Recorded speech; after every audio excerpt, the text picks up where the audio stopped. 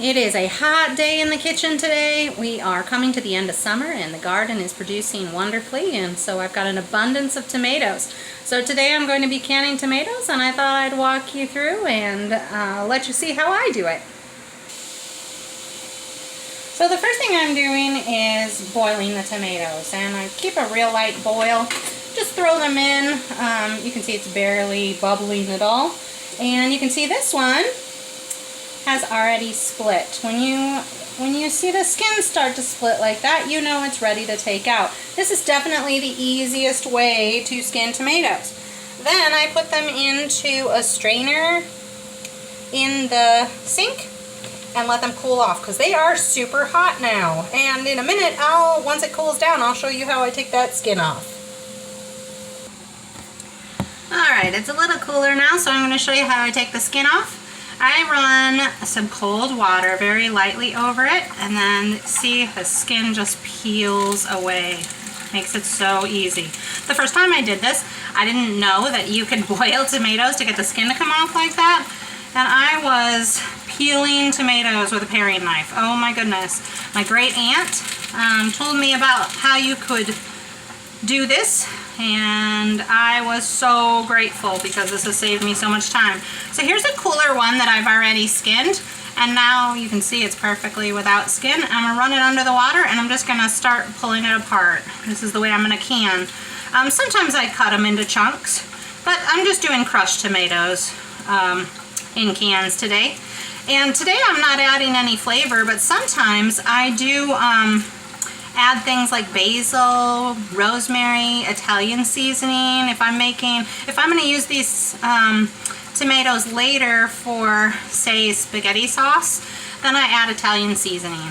If I'm going to use it later for salsa, I might add bell peppers also, and some like black pepper, cayenne, or red pepper, just kind of, you know, to give it already the taco seasoning type salsa seasoning. So we've pulled that all apart, and all we have left is this little piece at the top where the stem was, and I just throw that into my junk pile. Here's this one. It's probably still a little hot, but I'm going to start working on that one. That one squirted at me. These are beautiful ripe tomatoes. Oh my goodness. My garden produced really well this year. I was very pleased. So I'm just crushing these up. I crush it into small pieces. Some of the seeds go through the holes in this colander, so it's not quite as seedy. I prefer not quite as seedy, so I get rid of the seeds. And then we have that nice stem part where the stem was, and I throw that out. And then the next part is to put it in the jar. I'm going to rinse my hands for a second and move the phone so that you can see that. So we're going to move over to the jar, which is right here in this side of the sink. And I'm starting a new one. I just finished one, but I'm just going to take what I had before, all my tomato pulp, and I'm just going to drop that right in the jar. This is a wide mouth jar. Those are really nice to work with because they have a nice big mouth. But even with the wide mouth jar, I'm still using a funnel just because it makes it easier and makes it so you don't lose any. So I take those pieces that I've crushed up and I put them right in there. And then once I get this jar filled, then I put it in the water, the hot boiling water bath, and run that for about 20 minutes to make sure that jar seals, and that will be the end of my process. So I'll bring you back when that jar is full so you can see how that looks. Alrighty, so I am going to put the last of the tomato in this jar, and then I'm going to show you how to seal it up. So I've crushed all my tomatoes. Like I said, I'm not putting any seasoning in these. These are just straight tomatoes, but if you wanted to season them, you could. Basil goes really well with tomato. Ooh, we're getting that right up to the top. You don't want to fill to the complete top. You really want to fill to like this line right here. You want there to be a little bit of space at the top. And then you always want to take a paper towel or something and wipe the jar right here where the lid is going to go on, because we want a good clean seal. That way it'll stay fresh for a long time. Alright, so now that I've cleaned it off, I've got it all ready. I've got my brand new, fresh, clean lid. You do not reuse these.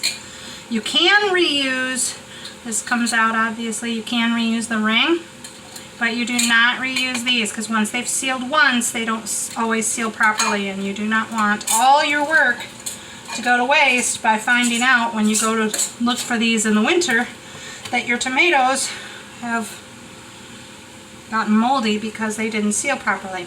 Alright, so we're here now. You can see that pushes down. We've got them all sealed up. This is a nice full jar, and now we're going to move it over to the boiling pot. So let's show you how that works. Hello, I'm back for the end. Alright, so this is how we put it in the boiling pot. See, here's my great big canning boil. You can see I've had this one in already for 10 minutes, and it is in there boiling away. I'm going to move it over a little bit. These are absolutely necessary. I've tried to use things that were not developed for canning. Not a good idea. Made big messes. Burnt myself. Okay, these, I bought this pack, but you can buy really anything. It is the canning tool set, and it comes with that funnel that I was using. It also comes with a jar tightener, lid tightener, and the handy dandy jar grabber that I'm going to use. Yes, I'm sure that's a technical term. So I'm going to grab my jar right here, and I am not going to put it in with my fingers. I'm going to do it with the jar grabber. I'm going to pick it up, make sure it has good hold, and since this water's already hot, slowly enter it in. Wouldn't it be fun if this was the one that blew up while I was videoing? Hopefully not. So you put hot tomatoes in here, warm, and so usually your jar is warm enough, but if you have a cold jar, do not stick it directly into the boiling pot. You will blow up your jar most likely, because that's what happens when glass goes from cold to hot, or vice versa. So if your jar is cold, you want to run it under some warm water, or stick it in a vat of warm water before you stick it in the boiling water. Alright, so this is obviously boiling. We're up to temperature. I just stuck 10 minutes on because this one's been in for 10 minutes, so I'm going to take that out in 10 minutes. And this one's going to be in for 20 minutes, so when this one comes out, I'll set another 10 minutes, and then they'll be out and they'll be done. Alright, so simple canning.